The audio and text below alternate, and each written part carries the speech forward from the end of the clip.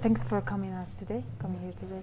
So first of all, I would like to ask you about the Mongolian stock exchange, the current situation. What would you say about the listed companies in Mongolia? What are they doing right and wrong? Тэгэхээр хөрөнгөний бюджет ойролцоогоор 200 гаруй компани бүртгэлтэй байгаа. За гисэн хэдий ч энэ маш их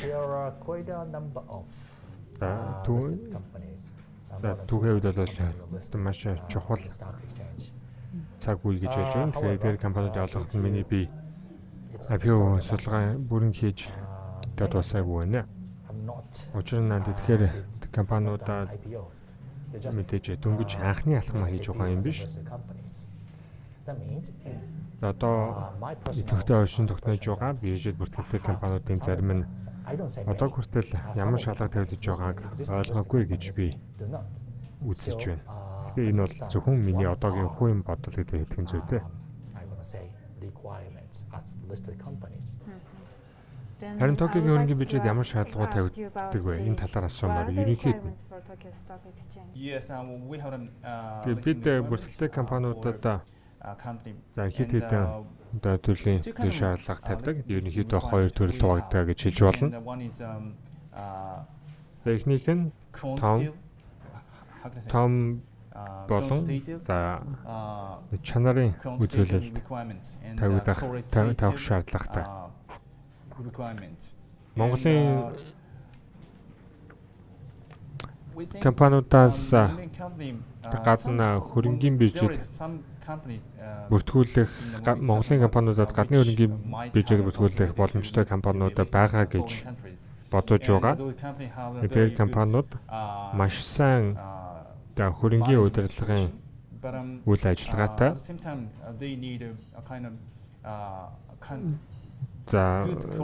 За мөн засгийн газараас за хуулийн хүрээнд бол шаардлагатай хяналтуудыг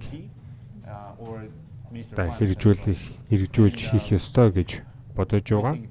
Эсвэл бөгөөс боломжуудыг дэмий алдгаад хүрэхээр байгаа. Тэгэхээр дан ганц компаниуд өөрсдийнхөө асуудлыг шийдэх юм бол цаг хүндхэн байгаа. So yeah, as you were saying. Түрүүн давхар бүртгэлтэй компаниудаа болгох эмзэж байгаа талаар дурдсан. Тэгэхээр Японы хөрөнгө оруулагчдын зүгээс Монголын талаар, Монголын компаниудын талаар хэр сайн мэдээлэлтэй байдаг болов? Mongolian companies like overall. I think we understand that Тэгэхээр за маш ихээр анхаарлыг татсан уул уурхайн компаниуд Монголд байдаг. Хэрвээ зэдгээр компаниудад Токиогийн хөрөнгөний бюджет бүртгүүлэх юм бол за маш их анхаарлыг татах боломжтой гэж бодож байна. Японы хөрөнгө оруулагчдад дан ганц зөвхөн Японч гэлтгүй олон улсын хөрөнгө оруулагчдад татаа үйл явдал байх болно гэж бодож байна. Үүнээс гадна I would like to ask about би та хоёроос Монголын өнөөгийн санхүү салбарын талаарх бодлыг асуумаар байна л да. Ер нь хүмүүсийн дэлгэн санхүүгийн салбар, банкны салбараас идэх хамааралтай байна гэцгээдэг. Монгол бол санхүүгийн салбараас шинжлэх хэрэгтэй гэж бодож байна. Хэрэг юм бол яаж шинжлэх вэ? how do we do it? How can we do it? Okay. Сайхан асуулт That's a байна. good question. Well, Эдийн засгийг хөгжүүлэх ихэнх үе шатаа банкны салбар мэдээж санхүүгийн салбарт онцлог үрийг үүсгэх нь зөв гэж би бодож байна. but Гэхдээ хөрөнгөний зах зээл аажмаар market will have хүчээ авч ирдэг. more importance in the sector. Учир нь хөрөнгөний зах зээлийг дамжуулж компаниуд санхүүгийн гарцаа сайжруулдаг.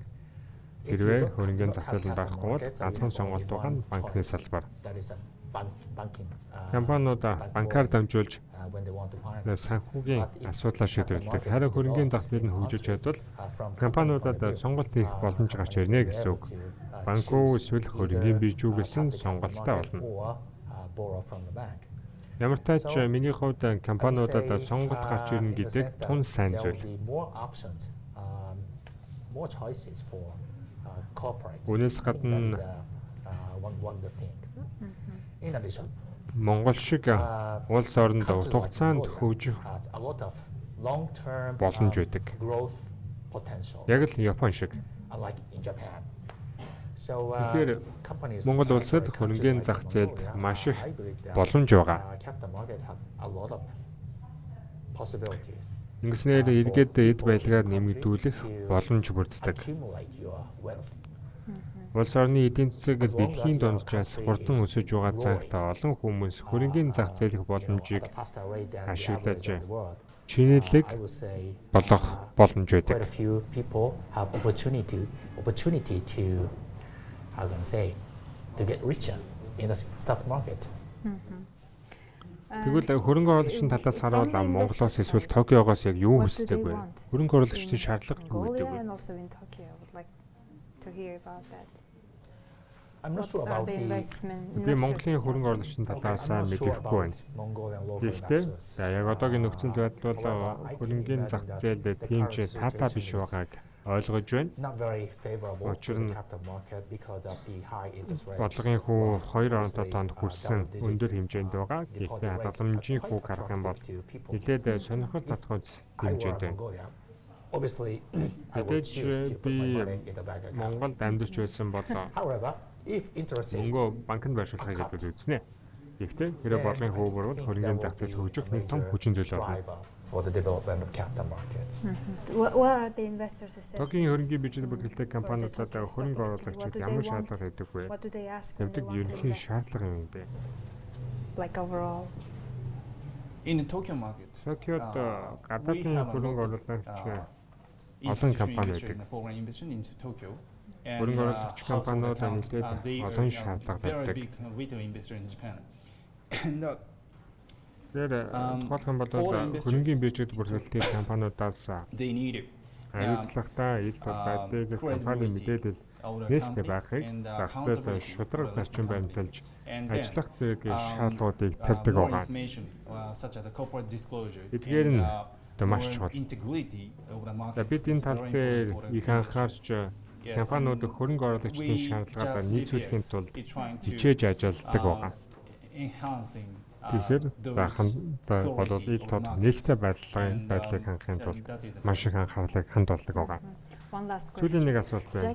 JICA Сайхан санхүүгийн зохицуулах хороотой хамтран хөрөнгөний зах зээлийн чадварыг бийжүүлэх эрхлийг What were they бийжүүлээ. achieving? What are the Үрдэн results? ололт амжилт юу вэ? There are a couple of achievements.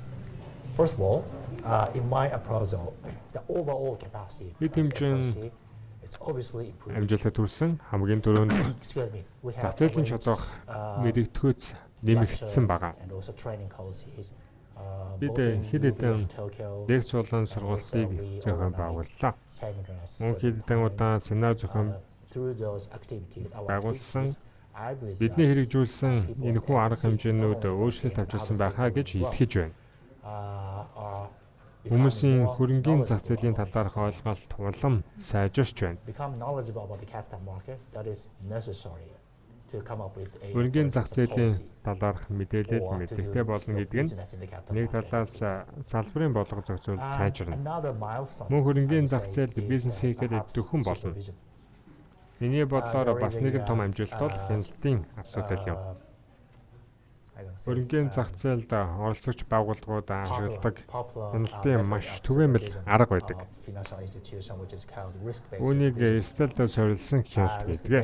Risk-based supervision has become mainstream. Энэ нь өнгөрсөн 10 жилийн хугацаанд хяналтын байгууллагуудын ашигладаг хамгийн 10 years or so. гол арга болсон байгаа.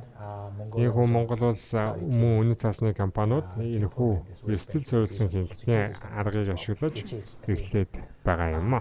favorable and Манай хэрэгжүүлсэн төслийн гол амжилтууд энэ байна. achievement in our project. Anyway, it's interesting to Та talk бүхэндээ with you. альцахад сонирхолтой Thank you байлаа. so much for Баярлалаа. coming here today. Thank you. Thank you.